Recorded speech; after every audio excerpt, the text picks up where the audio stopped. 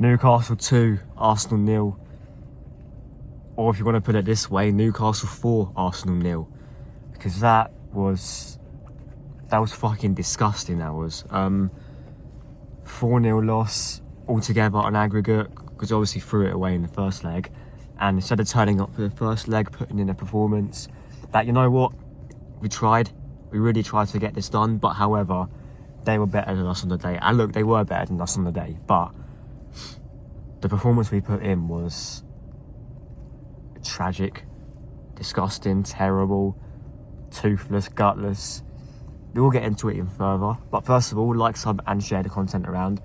Make sure you are all dropping a comment in, doing whatever you got to do to help this channel grow. Now, first of all, I want to say big up to Newcastle, because they, throughout the 2 legs that we played them, at the Emirates and at St James's, they deserved it thoroughly. I've been seeing this a lot, and I do agree with it. It looks like they were the team that were 2-0 down, having to claw back a 2-goal deficit, and us had already had 1 foot in the final, even though it was the other way around. And, you know, we had to put a performance in there tonight, and we had to score goals tonight. The fact we never even came out with 1 goal just makes it even worse. I saw the team lineups and I thought, yeah, cool. It's the team that beat Man City, put in that good performance at the Emirates last week, on Sunday. And you know what? I was happy with it. Then the game comes, and then we had the goal disallowed. You just knew from then that Gabriel and Saliba were going to be rough, ragged, whatever.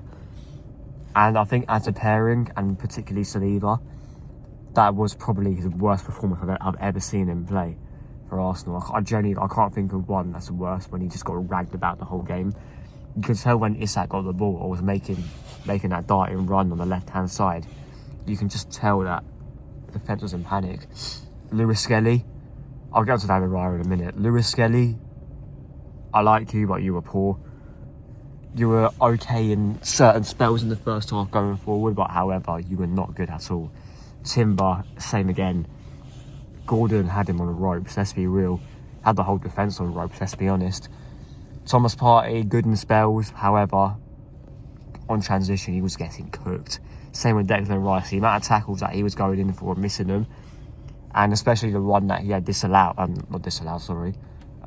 one that he should have got a straight red card for later on in the game. You could tell he was rattled. Odegaard started off brilliantly in the first 10 minutes, then just fucking disappeared. That guy is not captain material. I've said this on the channel so many times. I think he's a good player, but we're putting too much fucking pressure on him. He's not a captain, and he's not a number 10. And we even saw that with the way he struck that ball, that we should have gone 1-0 up on, and we should have had a goal back. But then off the back of that, they score at the other end. Fine margins in this game of football.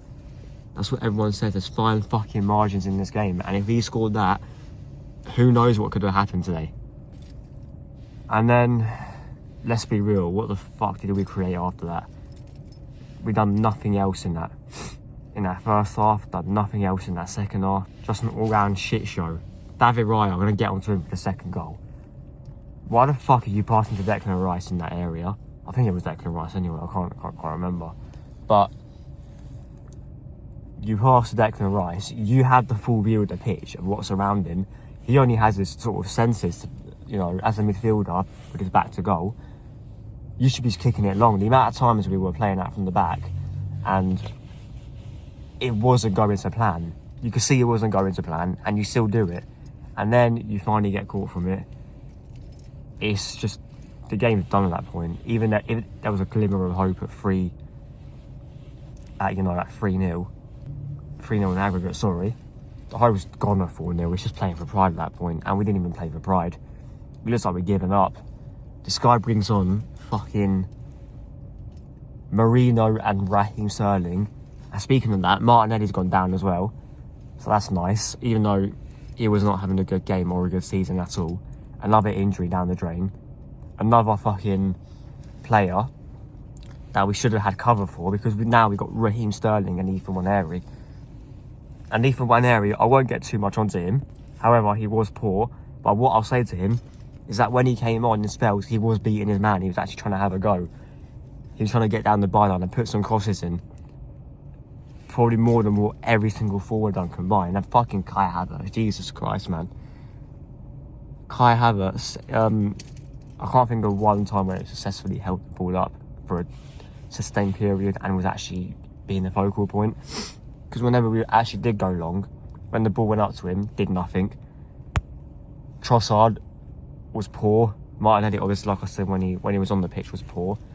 And this guy brings on Mikel Merino and Raheem Sterling and brings on Calafiori when we need... Yeah, the game's done at that point, but we need to score 4 at least without reply, and we don't. Yeah, and the elephant in the room, Mikel Arteta, what the fuck do we say about this guy? I think it's 1 out of 21 attempts of a trophy he's failed at. I think I'll dismiss the first league title because he was there for half a season, so let's say 1 in 20. 1 in 20 attempts, and you spent 700, nearly 800 million pounds as a manager of Arsenal Football Club. I'm not even sure Arsene Wenger even got this much protection, and he actually had credit in the bank, and he had hardly spent any money. Whether him not spending money was down to him or the Cronkies, who are another problem as well, we don't know. But yeah, it's a fucking travesty, let's be real. That's it from me. Like, sub, I share the content around. And there's not much else to say, is there? Apart from Arteta out, Kroenke out, and all these fucking players out.